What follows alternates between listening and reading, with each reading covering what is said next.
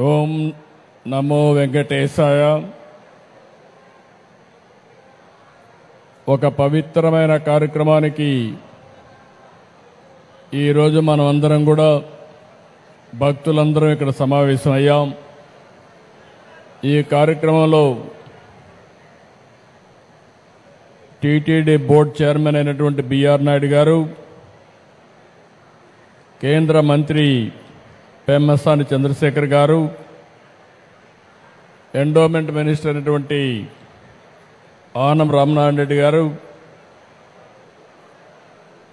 గౌరవనీయులు శాసనసభ్యులు శ్రవణ్ కుమార్ గారు, మున్సిపల్ అడ్మినిస్ట్రేషన్ మినిస్టర్ నుండి నారాయణ గారు, సహచర మంత్రివర్గ సభ్యులు, టీటీడీ పాలక మండలి సభ్యులు, అధికారులు, పండితులకు అందరికీ కూడా, పూజారులకు అందరికీ నా నమస్కారాలు. ఈరోజు మనందరం ఒకసారి ఆలోచిస్తే ఒక పవిత్రమైన దేవాలయం వెంకటేశ్వర స్వామి దేవాలయాన్ని మనం ఇక్కడ నిర్మాణం చేసుకోవాలని ఒక సంకల్పాన్ని చేశాం. కలియుగ దైవం అమరావతి, దేవతల రాజధాని అమరావతి అయితే మన రాజధాని అమరావతి. అంటే ఈ రెండు కూడా ఏ విధంగా సింక్రనైజ్ చేయని ఆలోచిస్తే, ఇంకొక పక్కన మన రాష్ట్రంలో కలియుగ దేవుడు వెంకటేశ్వర స్వామి ఇక్కడ ఈ యుగంలో అవతరించారు. ఇది ఒక ఆలోచన. ఈరోజు మీరు చూస్తే 2019లో ఆలయాన్ని నిర్మించాలని ఒక సంకల్పం చేసి పేరు పెట్టినప్పుడే వెంకటేశ్వర స్వామి కూడా నాకు ఆ సంకల్పాన్ని ఇచ్చాడు, అమరావతి పేరు పెట్టాలని. అందుకే పేరు పెట్టాం. అదే సమయంలో నేను ఒకటే ఆలోచించాను, ఈ సందర్భంగా ఒక్కసారి ఈ ప్రాంత రైతుల్ని పూర్తిగా మనస్ఫూర్తిగా మరొక్కసారి ఈ సన్నిధిలో వారందరికీ ధన్యవాదాలు, కృతజ్ఞతలు, అభినందనలు తెలియజేస్తున్నాను. ఎప్పుడైనా ఒక పవిత్రమైన కార్యక్రమాన్ని సంకల్పించే ఆ పవిత్రమైన సంకల్పానికి కూడా ప్రజలు సహకరించాలి. ఇక్కడుండే రైతాంగం సహకరించి 29,000 మంది రైతులు 33,000 ఎకరాల భూమి స్వచ్ఛందంగా, మీరిప్పుడు డబ్బులు లేవు కాబట్టి ఒక కొత్త విధానం ల్యాండ్ పూలింగ్లో మేమిస్తామని చెప్పిన రైతాంగాన్ని మరొక్కసారి అభినందిస్తున్నా, ధన్యవాదాలు తెలియజేస్తున్నా. దానిపైనే ఆ సంకల్పం కూడా మీ అందరిలో వెంకటేశ్వర స్వామి కల్పించాడని నేను మనస్ఫూర్తిగా నమ్ముతున్నాను. 25 ఎకరాల భూమి, పవిత్రమైన ప్రదేశం, కృష్ణా నది ఒడ్డున వెంకటేశ్వర స్వామి దేవాలయం. ఇది ఒక్కసారి గుర్తు చేసుకుంటే అదే మనకు ఒక శక్తినిస్తుంది. అందుకే ఈ అమరావతిని కూడా ఒక్కసారి నేను గుర్తు చేస్తున్నాను. ఇది ఏమాత్రం మీకు ఎవ్వరు కూడా అనుమానం అవసరం లేదు. దేవతల రాజధాని అమరావతి ఏ విధంగా ఉంటుందో ఆ నమూనాగా మన అమరావతి ఉండాలని వెంకటేశ్వర స్వామి వారిని కోరుతున్నా. నాకు ఒక నమ్మకం ఉంది. 2003 నేను ఆ రోజు మీరు చూస్తే ప్రాణదానం సిమ్స్లో ప్రారంభించాను. ఎన్టీ రామారావు గారు ప్రారంభించిన కార్యక్రమం అన్నదానం 83లో ప్రారంభిస్తే, నేను 2003లో ప్రాణదానాన్ని ప్రారంభించి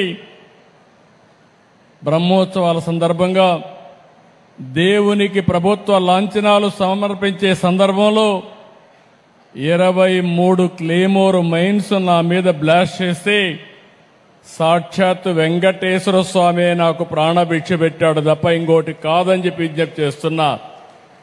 అది వెంకటేశ్వర స్వామి మహిమ. నేను చిన్నప్పుడు కూడా మా కుటుంబం కానీ చిన్నప్పటి నుంచి మా ఇంటి దైవం వెంకటేశ్వర స్వామి. మా ఇంటి నుంచి చూస్తే మంగాపురం నుంచి ఆ సైడ్ చూస్తే వెంకటేశ్వర స్వామి నామాలు కనపడొస్తాయి.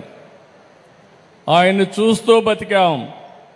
ఆయన పాద పద్మాల చింతన అనునిత్యం తరించాం, ముందుకెళ్ళాం. అందుకే నేను ఎప్పుడు కూడా వెంకటేశ్వర స్వామికి గాని అప్రతిష్ట పాలొచ్చే ఏ పని చెయ్యను, ఎవరిని చెయ్యనియనని మరొక్కసారి మీ అందరికీ విజ్ఞప్తి చేస్తున్నా.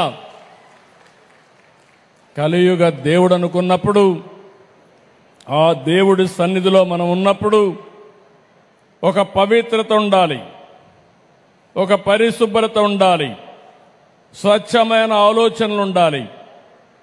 అప్పుడే దేవుడికి నిజమైనటువంటి భక్తితో మనం పనిచేసే పరిస్థితి వస్తుందని చెప్పి కూడా నేను మీకు తెలియజేస్తున్నా. అందుకే మీరందరూ ఒక్కసారి ఆలోచిస్తే, నేను ఎప్పుడు పోయినా వెంకటేశ్వర స్వామి దగ్గరికి పోతే ఎప్పుడు కూడా క్యూలోనే పోతాను. ఎప్పుడు కూడా నేను ముఖ్యమంత్రిగా అక్కడ వెళ్ళను, ఒక భక్తుడిగా వెళతాను, ఒక భక్తి భావంతో వెళ్తాను. వెళ్ళినప్పుడు అక్కడ సామాన్య భక్తుడిగానే ఉండాలి తప్ప ఒక ముఖ్యమంత్రిగా పెత్తందారిగానో లేకుంటే హోదాతో ఉండడం కరెక్ట్ కాదనేది నా భావన. నేను వెంకటేశ్వర స్వామిని చూశాను. కొంతమంది తప్పులు చేస్తారు. తప్పులు చేస్తే చాలాసార్లు చెప్పేవాళ్ళు. కొంతమంది మనం అనుకోది వేరే జన్మలో మనల్ని శిక్ష పడుతుంది, మనం నష్టపోతాం అనుకుంటాం. కానీ వెంకటేశ్వర స్వామి మాత్రం ఈ జన్మలోనే తప్పు చేసిన వాళ్ళకి శిక్ష ఇస్తాడని కూడా మీ అందరికీ విజ్ఞప్తి చేస్తున్నా. ఇది నా అనుభవం. ఇక్కడుండే పాలక మండలి కావచ్చు, ఉద్యోగస్తులు కావచ్చు, పూజారులు కావచ్చు, ఎవరైనా అక్కడికి పోయిన వాళ్ళు కావచ్చు, ఎవరైనా కానీ ఇది నా అనుభవం. నేను చూశాను, క్లోజ్గా కూడా వాచ్ చేశాను. కానీ ఈరోజు అలాంటి సందర్భంలో మనం ఆలోచిస్తే ఆయన పవిత్రతను ఆయనే కాపాడుకుంటున్నాడు. ఈరోజు మీరు ఒక్కసారి ఇక్కడ చూస్తే పోయిన ప్రభుత్వం విధ్వంసం తప్ప ఏమి మంచి చేసిన సందర్భాలు లేవు. ఇక్కడ రైతాంగం మంచి చేసి మంచి సంకల్పంతో భూమిస్తే 5 ఏళ్లు ఈ రైతుల్ని ఎంత వేధించాడో ప్రత్యక్షంగా మనం చూశాం. నరకాన్ని చూపించారు. కానీ ఎప్పుడూ దేవుడు ఉంటాడు. మీరు ఆ వెంకటేశ్వర స్వామిని నమ్ముకున్నారు. ఇక్కడి నుంచి ఏదైతే న్యాయస్థానాన్ని నుంచి నేరుగా దేవస్థానానికి యాత్ర కూడా చేసి ఈ రాజధానిని కాపాడుకోవడానికి అనునిత్యం పనిచేసిన ఈ ప్రాంత రైతాంగాన్ని మనస్ఫూర్తిగా అభినందిస్తున్నా, ధన్యవాదాలు తెలియజేస్తున్నా.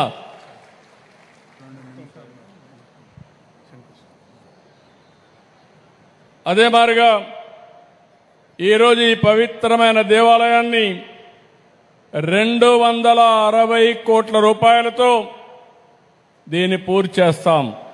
నేను ఒకటే దేవస్థానాన్ని కోరుతున్నా, ఈ యొక్క అమరావతినే కాకుండా ఈ ప్రాంతాన్ని కాపాడవలసిన బాధ్యత ఈ దేవాలయం పైన ఉంది. ఆ శక్తినివ్వాలి, ఎనర్జీనివ్వాలి.